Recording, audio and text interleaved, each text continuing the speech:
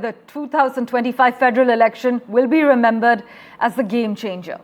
Liberal leader Carney pulled off a dramatic reversal of political fortunes after convincing voters he was the best candidate to fight annexation threats from United States President Donald Trump.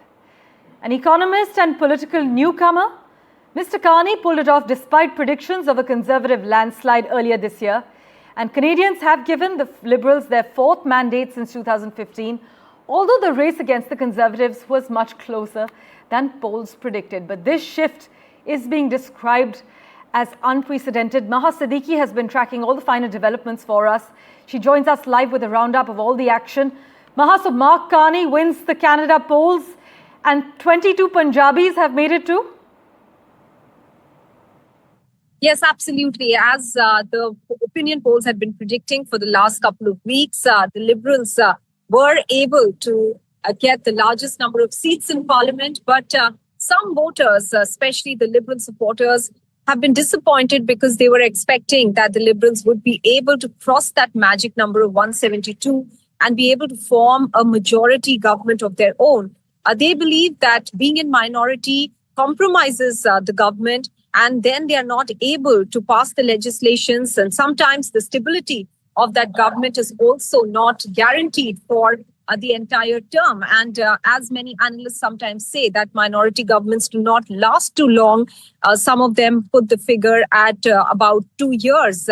18 to 24 months sometimes is what minority governments are able to last. So there we are seeing a bit of a disappointment on part of the Liberal supporters. However, if you look at it realistically, it was a stunning comeback for the Liberals, considering that 3 months ago, it was a foregone conclusion that Pierre would be the Prime Minister. And now we are in a situation where Pierre has lost his own riding of Carlton.